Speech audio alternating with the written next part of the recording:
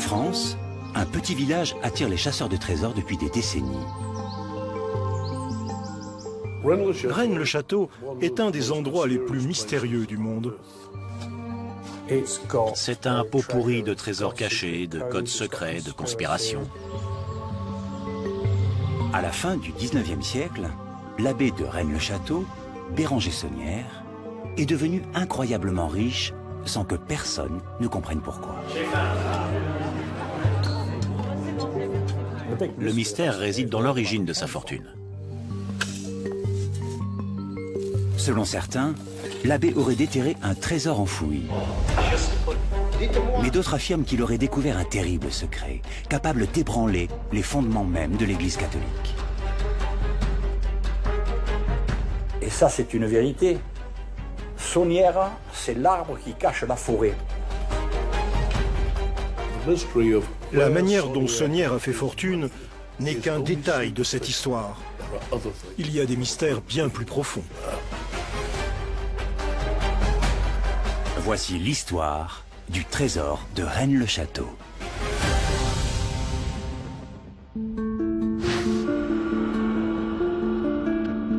Dans l'Aude, dans le sud de la France, au pied des Pyrénées, se trouve le village de Rennes-le-Château.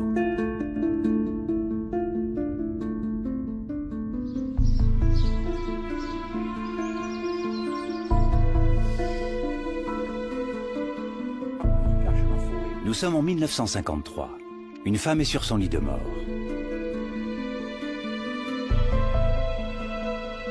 Marie Desnarnaud est très malade et ses jours sont comptés.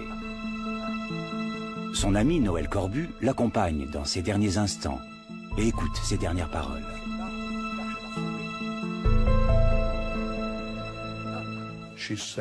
Elle a dit « Je sais que je vais mourir.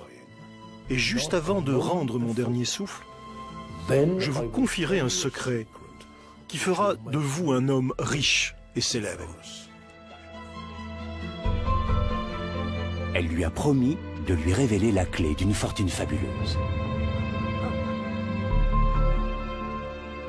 Noël Corbu est assis à côté du lit et il attend fébrilement qu'elle retrouve suffisamment de force pour lui révéler le secret. Ce secret concerne l'existence d'un trésor découvert par son amant, Béranger Saunière, 70 ans auparavant.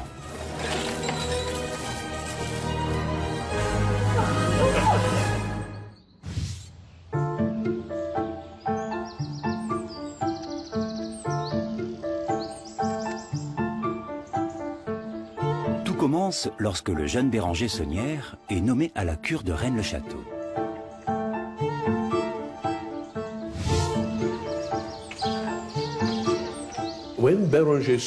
Quand il arrive à Rennes-le-Château en 1885, il découvre qu'on l'a envoyé dans un petit village pauvre et perdu dans les collines. Le jeune prêtre qui a pour ambition de gravir les échelons de la hiérarchie ecclésiastique est déçu par cette affectation. Le village compte environ 300 habitants. Il tombe en ruine. Il n'y a pas d'eau et le sentier qui y conduit est en mauvais état.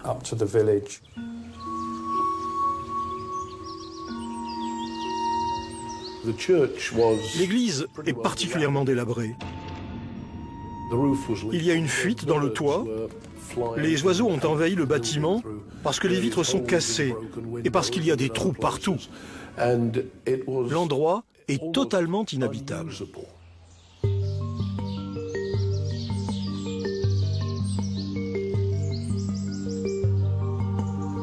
À l'origine, l'église était une chapelle privée à l'usage des seigneurs de Rennes-le-Château. Ces derniers résidaient dans le château situé juste à côté, celui qui a donné son nom au village.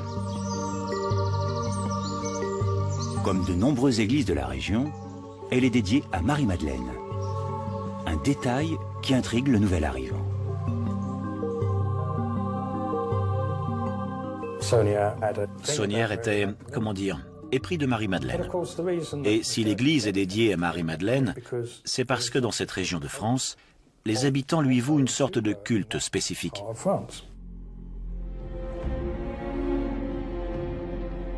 Depuis des millénaires, le rôle qu'a tenu Marie-Madeleine dans la vie du Christ est le sujet de nombreuses controverses. La Bible raconte qu'elle est la seule personne à avoir assisté à la fois à la crucifixion et à la résurrection du Christ. Mais Marie-Madeleine est totalement absente du Nouveau Testament. Certaines légendes affirment qu'elle se serait réfugiée en France, emportant avec elle le Saint Graal, la coupe dans laquelle le Christ aurait bu lors de la scène. Nous, dans le pays, il y a une grosse tradition là-dessus depuis des siècles que Marie arrive là. L'idée, c'est que Marie-Madeleine, hein, comme beaucoup de personnes persécutées en Palestine, elle s'enfuit. Elle s'enfuit pour aller se réfugier à Narbonne.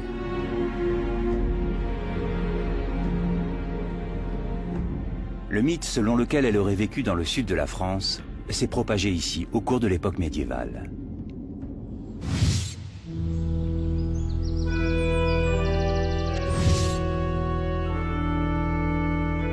Au XIIe siècle, les cathares, une secte désignée comme hérétique par l'Église catholique, vénèrent Marie-Madeleine. Ils protègent son fabuleux trésor, un trésor qui renferme peut-être même le Saint Graal. Et beaucoup de mystères sont apparus à cette époque-là. Il y a eu les cathares, il y a eu les Templiers, il y a eu le Graal également, et c'est pour ça qu'elle est, elle est très importante pour tous les mythes. La répression de l'Église catholique à l'encontre des cathares est sans merci. Mais leur trésor ne sera jamais découvert.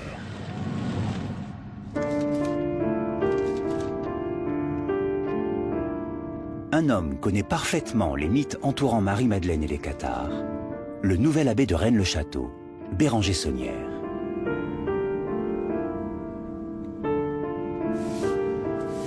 En 1885, les revenus de Saunière sont très bas. Sans argent, il ne peut rénover l'église qui tombe en ruine. De nombreux prêtres à cette époque vivent dans le dénuement. Mais à la surprise générale, il parvient à financer des travaux de réfection pour son église.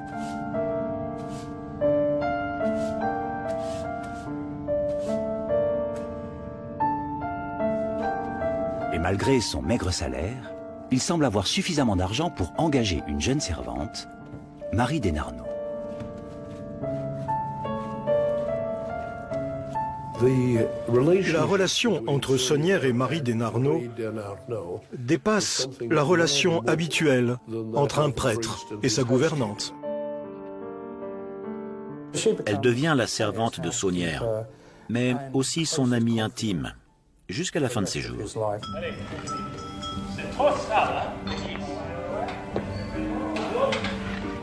En 1886, Saunière affirme avoir reçu une généreuse donation d'une comtesse pour rénover l'église en ruine.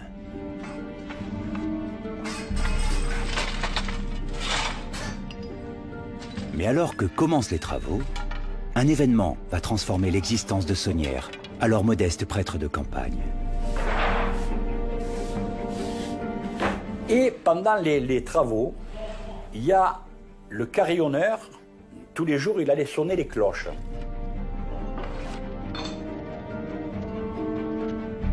Et il descend dans les chantiers Le Gravat et il voit un pilier de bois qui tenait la chaire, il était par terre et il était ouvert. Et il voit comme une petite bouteille en verre, une petite fiole. Il ramasse la fiole et il voit un papier dedans. L'arrière-petit-fils du carillonneur, Antoine Captier, possède encore le pilier dans lequel aurait été découvert la fiole. Donc il a raconté largement que lorsqu'il a trouvé, lui, un document dans un balustre en bois, c'est-à-dire ce document c'était un simple bout de parchemin. En revanche, le document et la fiole, on ne sait pas ce qu'elle est devenue, puisque mon arrière-grand-père l'a porté à l'abbé Saunière. Et donc, qu'il a simplement dit que c'était probablement des reliques.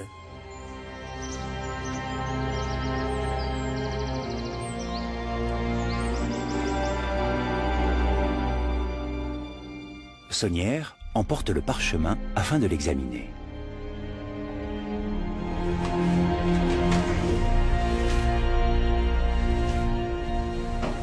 Il semblerait qu'il s'agisse en réalité d'une carte, indiquant la présence d'un trésor enfoui sous l'église et dans le cimetière.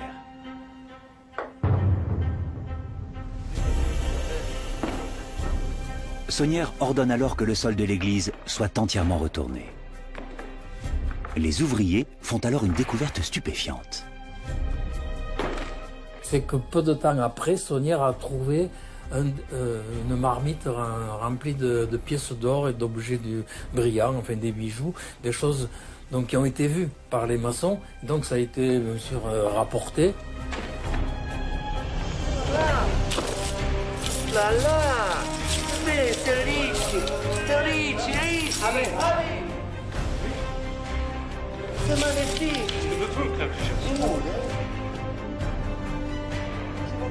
Saunière met rapidement le pot de pièces d'or à l'abri en prétendant qu'elles ne valent rien. Il a voulu faire croire aux maçons que c'était des médailles de Lourdes. Enfin bon, les maçons ils étaient naïfs, mais pas à ce point quand même.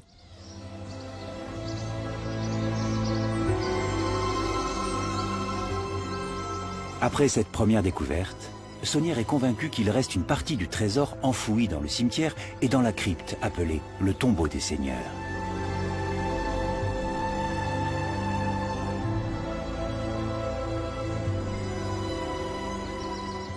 On sait par un registre que le tombeau des seigneurs existe. On sait, mais on ne sait pas exactement l'endroit.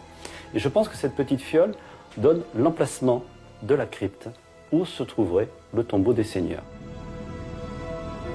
Certains pensent que le parchemin contenait une autre information qui aurait indiqué à Saunière que le tombeau des seigneurs renfermait le trésor disparu des Cathares et peut-être même le Saint Graal.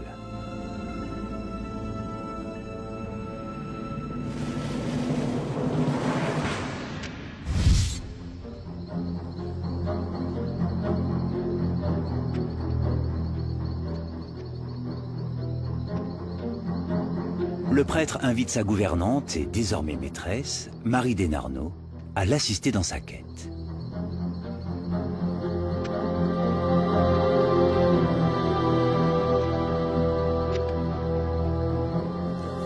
Parce qu'il va fouiller la nuit, mais non pas au sein de l'église, c'est-à-dire qu'à partir du cimetière. Et il va fouiller à partir du cimetière pour essayer d'atteindre la crypte par l'extérieur. Ce sont des travaux un petit peu compliqués qu'il est obligé de faire la nuit. Et surtout au couvert des villageois.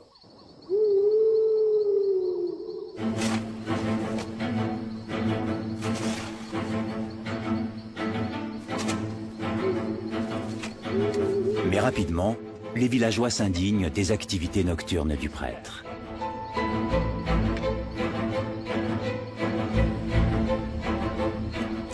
Il lui reproche tout simplement de profaner les sépultures. Il creuse les tombes, il déplace les pierres tombales, il emporte même des vieux ossements pour les placer dans un ossuaire. Donc là-dessus, les gens ont bien raconté qu'effectivement, ils s'enfermaient à l'époque dans le cimetière, puis qu'on ne le voyait plus, il ressurgissait plusieurs heures plus tard. Donc, ils cherchaient quelque chose sous terre. Dans son journal, Saunière fait le récit de la nuit où il découvre le tombeau des seigneurs. Parce qu'il note tout dans ses carnets, et ces carnets que j'ai pu consulter. Et à un moment donné, il va dans ses carnets mettre en septembre 1891 découverte d'un tombeau le soir, pluie.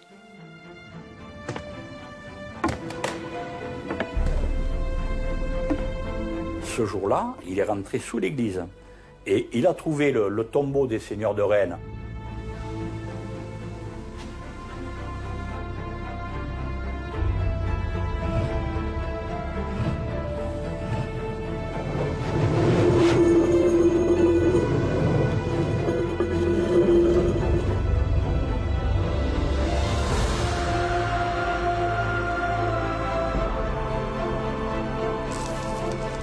Certains affirment que Saunière aurait alors mis au jour la sépulture d'un noble enterré avec son or et ses joyaux. Mais personne ne sait réellement ce que cette tombe contenait. Donc qu'est-ce qu'il a trouvé? On n'en sait rien. Sinon, il n'y aurait pas de mystère là-dessus. On est persuadé quand même, nous, qu'il a trouvé un accès dans une tombe qui permettait d'accéder à un souterrain qui le menait quelque part.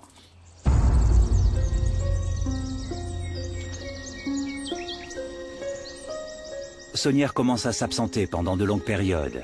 Et chaque fois qu'il revient, les fouilles dans le cimetière reprennent.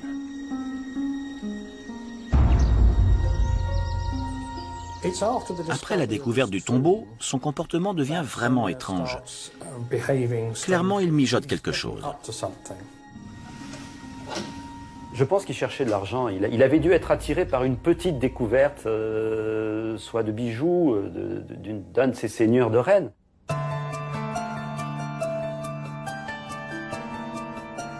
Mais un autre détail éveille également les soupçons des paroissiens.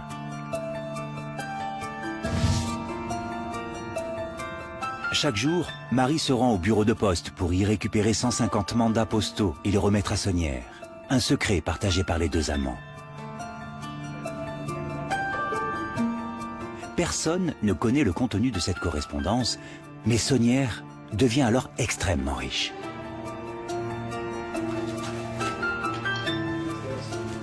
Donc suite au travail qu'il aurait fait pour nous à partir du souterrain dans le cimetière, là il va pouvoir payer comptant. On trouve qu'il a environ 100 000 francs or sur ses comptes, donc c'est quelqu'un qui d'un seul coup a eu beaucoup d'argent.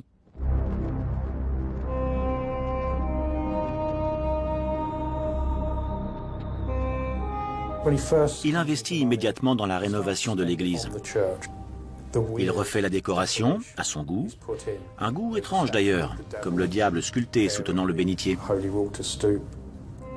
On recense 90 anomalies, des détails surprenants ou inattendus dans une église.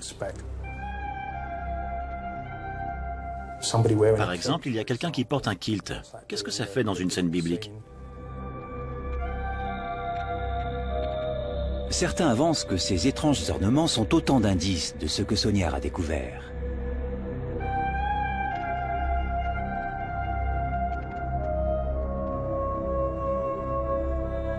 Mais quel sens donner à la présence de deux enfants Jésus dans une même église?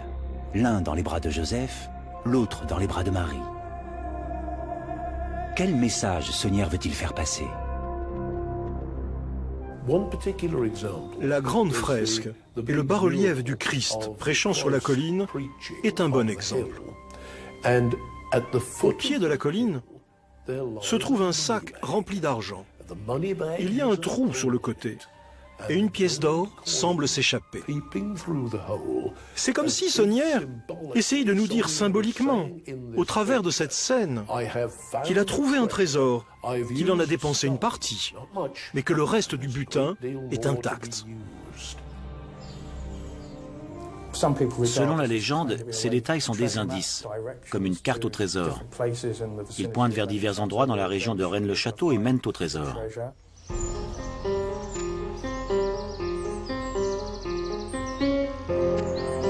Une fois l'église restaurée, Saunière se met à dépenser sans compter et de manière éhontée.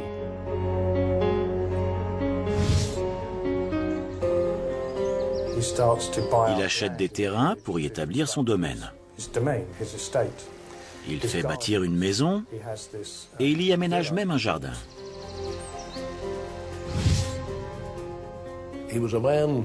C'était un homme insatiable dans bien des domaines. Et les bâtiments qu'il a fait construire sont révélateurs de son goût du luxe. Saunière finance également la construction d'une petite tour surplombant la région. La tour Magdala, baptisée ainsi en l'honneur de Marie-Madeleine.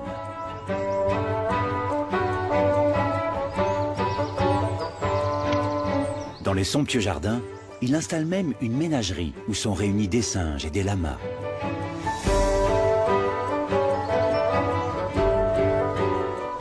Sa nouvelle demeure, la Villa Béthanie, lui permet de faire étalage de sa richesse.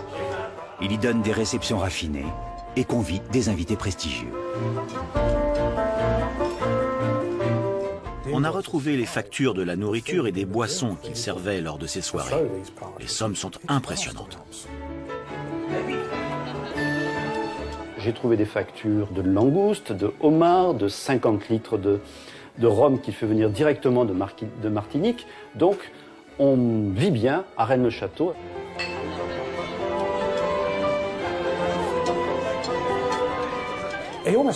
Il se transforme presque en roi de Rennes-le-Château. Il fait imprimer des cartes postales du village. Et bien sûr, il s'arrange pour être sur les photographies. C'est comme s'il se prenait pour une sorte de célébrité. Il ne savait plus comment dépenser son argent. Il vivait comme un seigneur du Moyen-Âge.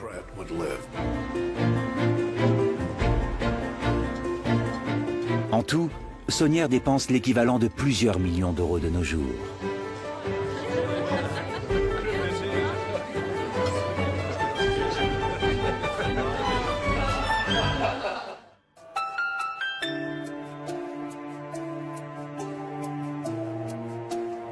Son train de vie semble tellement excessif que les paroissiens de Rennes-le-Château commencent à se demander d'où peut provenir une telle manne. Rapidement, les soupçons se propagent.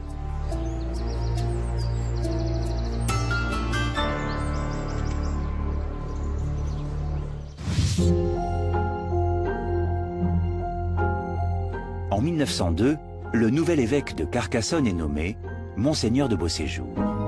C'est sous son épiscopat qu'est placée la paroisse de Saunière.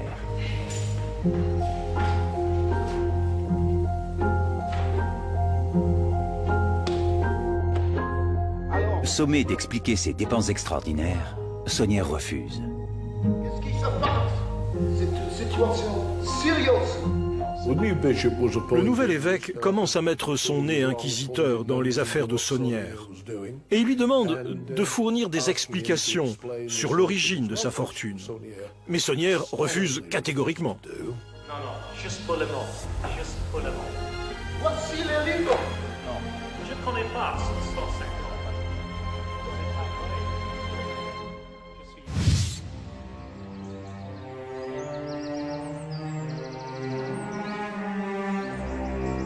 Saunière est suspendu et interdit de messe. Par défi, il continue à officier dans la Villa Béthanie et sa congrégation lui reste fidèle. Saunière refuse d'abandonner son domaine. Et il dit, lui, mes biens sont à Rennes, mes biens matériels sont à Rennes, j'y reste. C'est-à-dire il va privilégier à un moment donné donc ses biens matériels par rapport à son besoin de spiritualité. Finalement, Saunière est traduit devant l'officialité, le tribunal ecclésiastique du Vatican. Il n'assiste pas à son procès, préférant missionner des avocats pour plaider sa cause. Le procès dure 6 ans. Mais avant de connaître son issue et le verdict du jury, Saunière, qui a vécu dans l'excès, décède d'une crise cardiaque provoquée par une cirrhose du foie.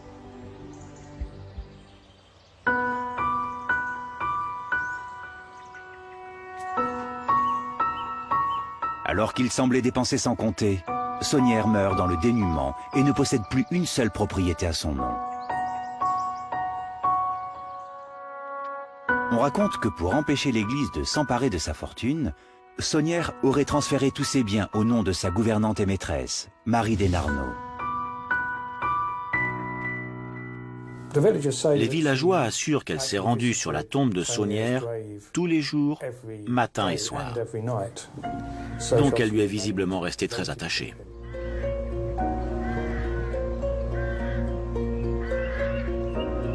Marie finit sa vie recluse. Pourtant, on dit qu'elle est apparue une fois portant certains des bijoux que son amant aurait jadis trouvés. Elle était debout face au soleil pour faire briller les magnifiques joyaux qu'elle tenait dans les mains. Un voisin lui a dit « Marie, c'est magnifique ». Alors, elle s'est réfugiée chez elle. Et de ce jour, elle ne les a plus jamais portés.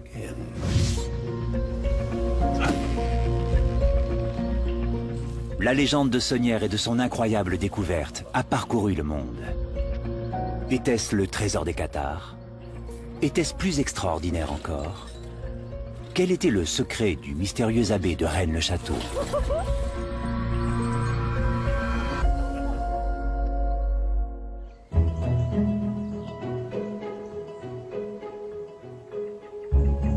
Une des premières réponses apportées à ce mystère date de 1946, quand près de 30 ans après le décès de Saunière, Noël Corbu et sa famille arrivent dans le village.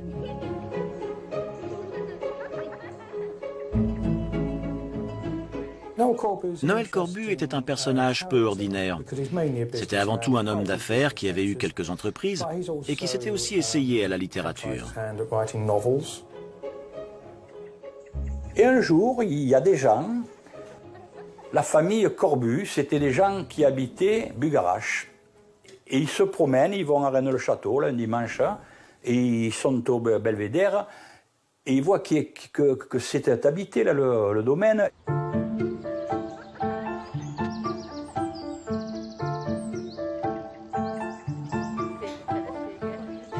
Les Corbu apprennent que ce domaine est la propriété de Marie Desnarnaud. La sœur de Noël Corbu, Claire, se souvient bien de leur rencontre. Alors la première fois que nous avons rencontré Marie, on l'a retrouvée, enfin nous les enfants, on l'a trouvée comme une grand-mère, toute habillée de noir, toute petite, mais elle était très rieuse, très souriante. Marie a passé plusieurs décennies dans la solitude. Elle est ravie de l'arrivée de ses visiteurs. Alors cette propriété plaisait à mon père parce qu'il aimait les lieux perchés, il aimait les châteaux, il aimait tout ce qui était important. Et ensuite la propriété de Marie Desnarnaud a tout à fait plu à mon père.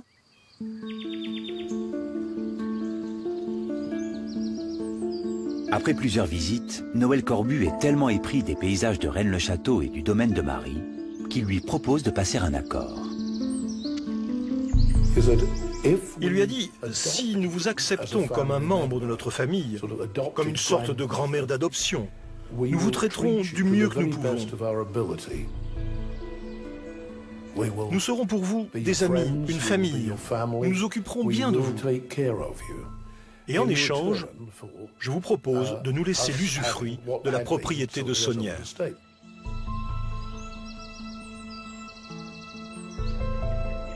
Marie confie alors le domaine au Corbu.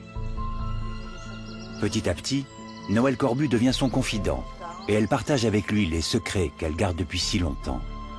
Béranger Saunière était son amant et ensemble, ils ont découvert un trésor. Pourtant, elle refuse de lui dire où se trouvent ses richesses. Elle lui fait la promesse qu'elle lui dira tout, mais seulement lorsqu'elle sentira la mort toute proche. Et un jour, elle est victime d'une attaque cérébrale.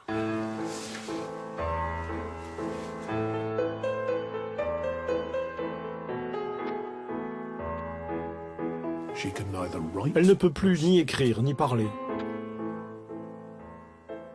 Noël Corbu attend fébrilement, à côté de son lit de mort, dans l'espoir qu'elle recouvre suffisamment de force pour tenir sa promesse.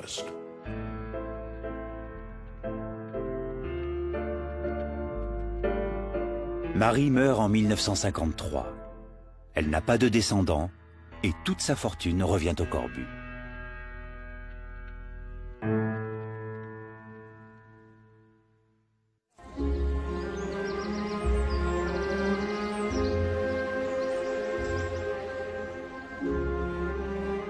C'est alors que prolifèrent les théories sur les dernières paroles que Marie aurait prononcées en présence de Corbu.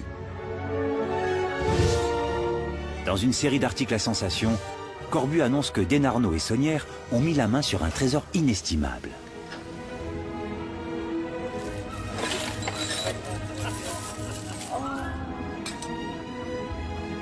Selon lui, l'origine de cette manne inépuisable n'a aucun rapport avec Marie-Madeleine, les Cathares, et encore moins le Saint Graal.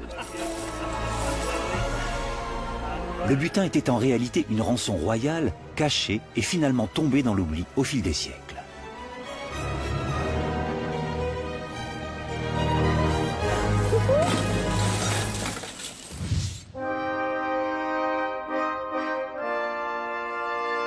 Corbu affirme qu'au XIIIe siècle, Blanche de Castille, régente du royaume de France, aurait mis à l'abri le trésor national, 18 millions de pièces d'or enfouies sous l'église de Rennes-le-Château.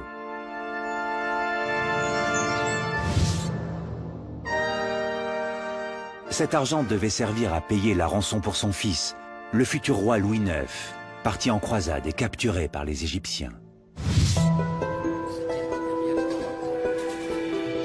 Il adorait cette histoire, mon père, et puis il adorait la raconter, surtout à ses clients, et donc il avait fait une bande magnétique pour ne pas répéter continuellement.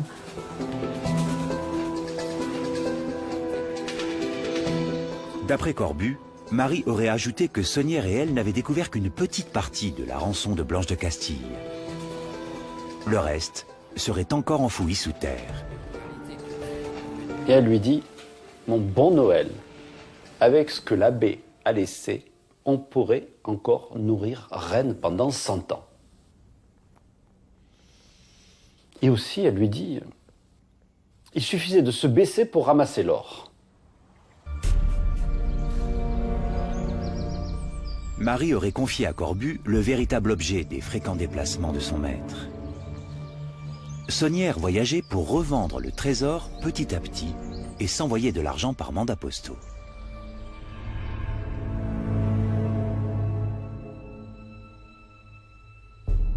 Marie s'est éteinte avant de pouvoir révéler l'information la plus capitale, l'emplacement du trésor. Ainsi, elle a emporté dans la tombe le secret de Blanche de Castille. Après la mort de Marie, Corbu n'a plus qu'une seule idée en tête, mettre la main sur le butin. Elle avait réussi à le convaincre que la terre regorgeait d'immenses richesses et qu'il n'y avait qu'à les cueillir. De ce jour, il a cherché partout.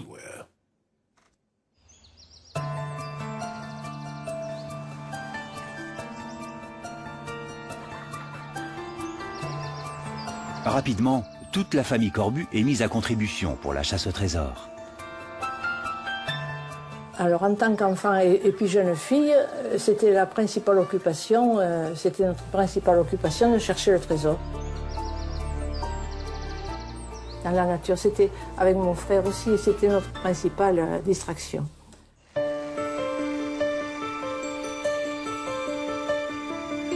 Le battage médiatique autour de Rennes-le-Château attire de nombreux apprentis chercheurs de trésors. Et Corbu ouvre un hôtel et un restaurant sur le domaine de Saunière afin de tirer profit de cette affluence. Ce sont surtout des chercheurs qui sont venus attirés par l'histoire de Rennes que racontait mon père.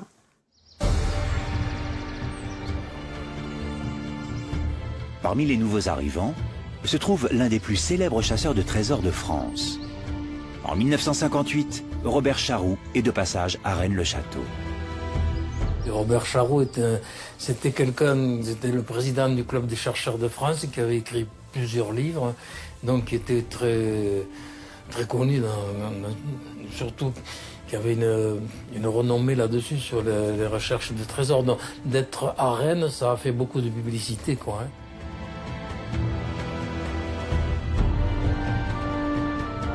Afin de localiser le trésor, Charroux inspecte l'église et le cimetière en utilisant des détecteurs de métaux. Mais en dépit de sa grande expérience et de tout son équipement, Charroux ne parvient pas à trouver l'objet de toutes les convoitises. Pour Noël Corbu, c'est un soulagement. Mais je pense qu'il dit qu'il était persuadé que mon beau-père en savait beaucoup plus que ce qu'il voulait lui dire, et que c'est peut-être pour ça qu'il n'avait pas abouti.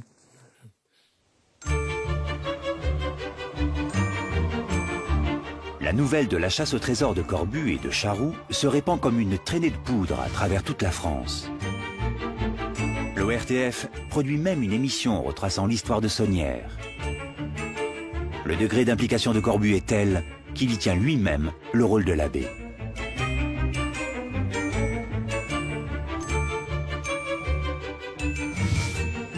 Comme beaucoup d'autres chasseurs de trésors, Jean Brunelin est fasciné par la légende de Béranger Saunière.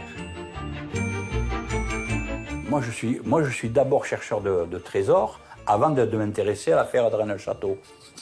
Et on entendait les nouvelles, un il faisait des trous d'un côté, l'autre il faisait des trous de l'autre, l'autre il avait un perforateur, il envoyait de l'air pour voir s'il sortait de l'autre côté, pour voir s'il y avait des cavités.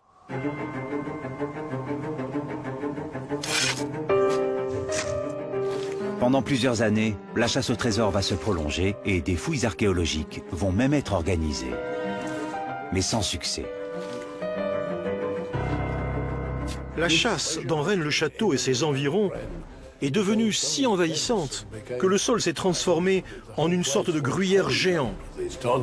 En conséquence, en 1965, les fouilles ont été interdites.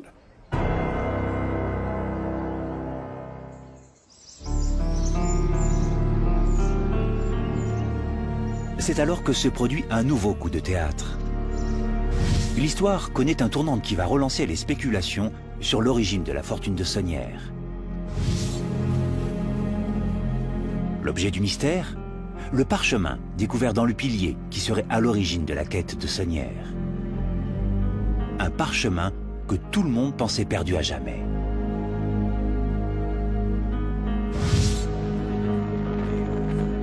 En 1967, un journaliste français, Gérard de Sède, affirme que Sonnière n'a pas découvert un, mais deux parchemins. Et dans le livre qu'il publie, les deux parchemins apparaissent. La légende, qui n'était qu'une histoire régionale, est devenue un phénomène national et même international, grâce à la publication d'un livre, L'Or de Rennes.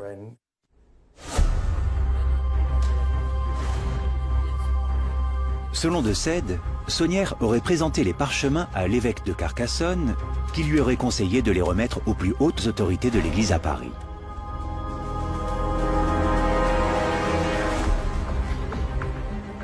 De Sède écrit que Sonnière serait revenu de Paris plus riche qu'il n'aurait pu l'imaginer. Dans ce cas, l'abbé a-t-il réellement découvert un trésor?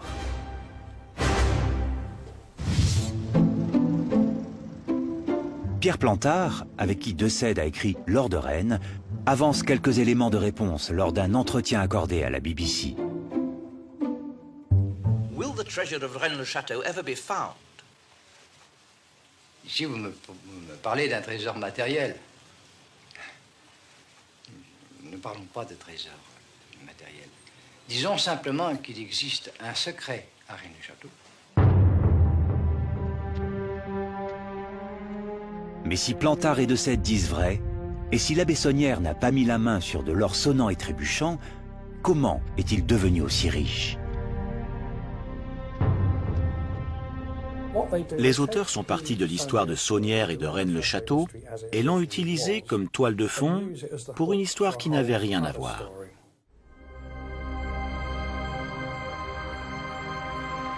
De Sède et Plantard affirment que les parchemins découverts par Sonnière renfermaient un secret. La lignée du dernier roi de la dynastie mérovingienne, Dagobert II, n'était pas éteinte, et une organisation secrète appelée le Prieuré de Sion avait été créée pour la protéger.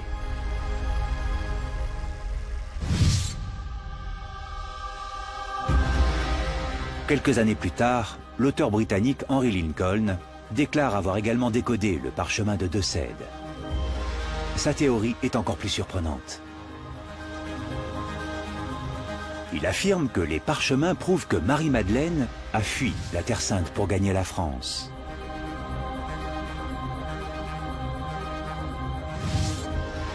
Selon lui, elle portait alors l'enfant de Jésus. Et la descendance du Christ aurait donné naissance à la dynastie des rois mérovingiens, dont Pierre Plantard est le dernier survivant.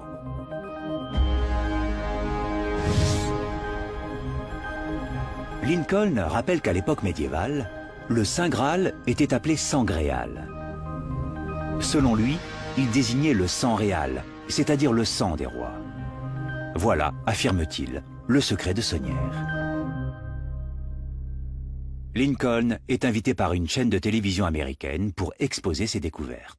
The mystery which triggered the discovery which we eventually made, which triggered the whole course of research, was concerned with a small village in France where a priest had apparently found a treasure. we looked into the history of that area, and the Grail kept surfacing. And the Grail, in turn, leads us into the bloodline. La lignée était le Saint Graal. Et Saunière avait découvert son existence sur les parchemins. Ces révélations étaient susceptibles d'ébranler les fondements mêmes de l'Église catholique. Ça a fait l'effet d'une bombe, pour de nombreuses raisons. Non seulement Jésus avait eu une descendance, ce qui en soi suffit à bouleverser notre manière d'appréhender le Christ et le christianisme, mais en plus, sa descendance était encore vivante.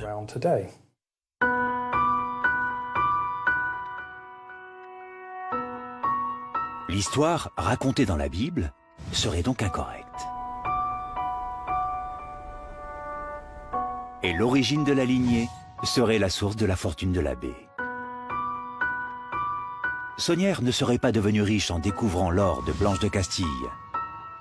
Le Vatican aurait simplement acheté son silence à prix d'or. Mais un an plus tard, on apprend que les parchemins sont des faux. En réalité, ils ne sont que les accessoires d'un canular élaboré par Plantard et de Sède. Le malheureux Lincoln, lui, n'est pas un complice, mais une victime de la supercherie. Oh là là, on lit ce livre, hein. Putain, mais on prend un coup de poing dans la gueule, mais c'est pas possible. On nous parle de mérovingiens, on nous parle de l'ordre de Sion, on nous parle de gens qui surveillent, on nous parle d'un tas de choses. On dit, mais c'est pas possible, ce que ça... Et nous voilà partis sur tous ces chemins.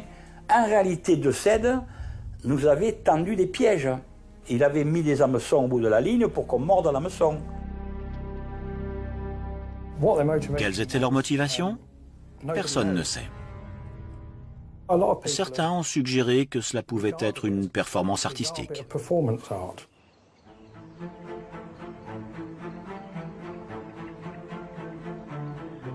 Mais l'histoire ne s'arrête pas là. 20 ans plus tard, le canular renaît de ses cendres et devient le postulat de départ d'un des livres les plus vendus du XXe siècle. Da Vinci Code de Dan Brown réinvente brillamment les affabulations de Plantard et de Sède sur le prieuré de Sion et la lignée du Christ. Tous ces chercheurs à la fois de trésors et tous ces écrivains, c'est une manne extraordinaire, l'affaire de Rennes-le-Château.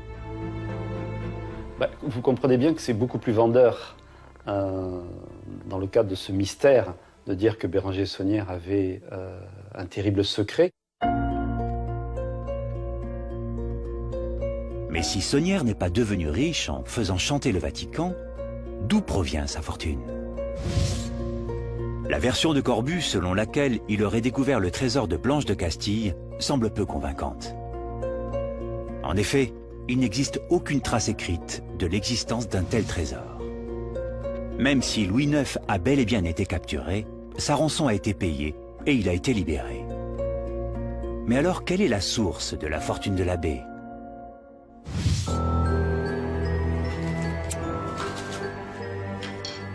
La réponse se trouve peut-être dans les 150 mandats postaux reçus par Saunière quotidiennement. Son procès a révélé une sordide réalité. Les lettres ne contenaient pas les recettes de la vente de pièces d'or, comme l'affirmait Marie Desnarnaud.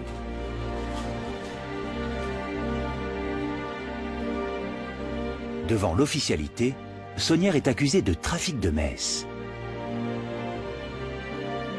En effet, par correspondance, il vendait des messes aux quatre coins du monde. L'Église autorise un prêtre à prononcer 3 messes quotidiennes. Mais la congrégation et les fidèles de Saunière lui en réclamaient des centaines chaque jour. Une véritable mine d'or. Alors, comme il a trafiqué les messes, hein, il était très fort, il a inventé un truc au niveau de communication. qu'on se sert aujourd'hui. Mais à l'époque, personne ne faisait ça. Ils faisaient passer des annonces dans les magazines de l'époque, dans la ville des Chaumières, dans les trucs. Ils disaient un pauvre curé d'un pauvre village a besoin de messe pour refaire l'église, qu'il faut réparer, tout ça. Il a reçu beaucoup d'argent.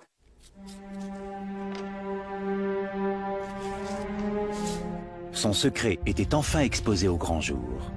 Saunière n'était qu'un escroc sans scrupules.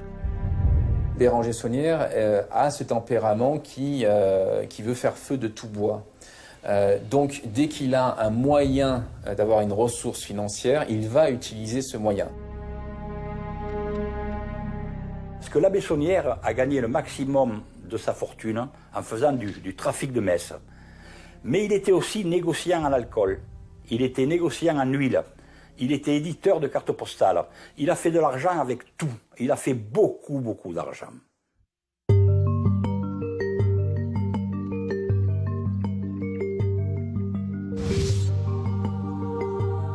Mais si Saunière n'était qu'un malfaiteur, pourquoi Marie, sa gouvernante, a-t-elle affirmé qu'il avait découvert un trésor? Les paysans du village voyaient que le curé construisait une belle villa, qu'il achetait tous les terrains, qu'il donnait des sous à tout le monde. C'était quand même assez bizarre. Et Marie, elle était très maline, Marie. Pour donner le change, elle disait, le curé a trouvé un trésor. Comme ça expliquait tout. Marie avait une autre raison de mentir. Des décennies après la disparition de Saunière, Marie n'a plus d'argent. Cette histoire de trésor lui permet de tendre un piège irrésistible à Noël Corbu. Mais là, elle est maline, la Marie. La Marie, elle a toujours peur parce qu'elle n'a pas d'argent, elle n'a rien. Elle dit, si un jour ça leur prend à ces gens qui me jettent à la rue, ils pouvaient la jeter à la rue, elle se retrouve toute seule. Et pour les entretenir, et il lui dit, Monsieur Corbu, à la fin de ma vie, je vous dirai un secret qui vous rendra puissant. Corbu était-il assez naïf pour tomber dans le piège de Marie? Ou lui-même jouait-il un double jeu? Corbu était un homme d'affaires qui avait bien réussi. En investissant à Rennes-le-Château, il a trouvé le moyen de faire du village un lieu d'attraction mondiale. Il savait très bien que peu importe la nature du mystère, plus il faisait de battage autour de cette histoire, plus les touristes affluaient.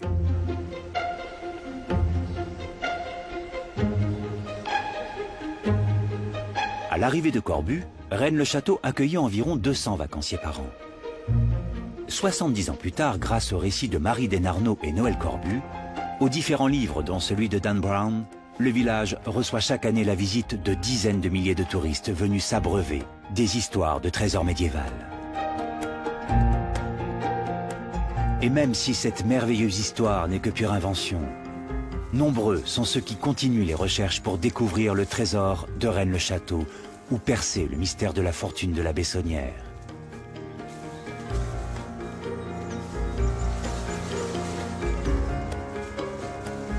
Aussi parce qu'on a l'impression, quand on vient à Rennes-le-Château, qu'on peut résoudre l'énigme.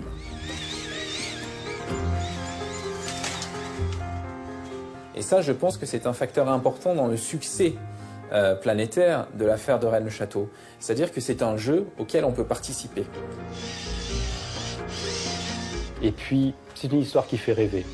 On a besoin de rêves, qu'importe la vérité, pourvu qu'on ait le mystère.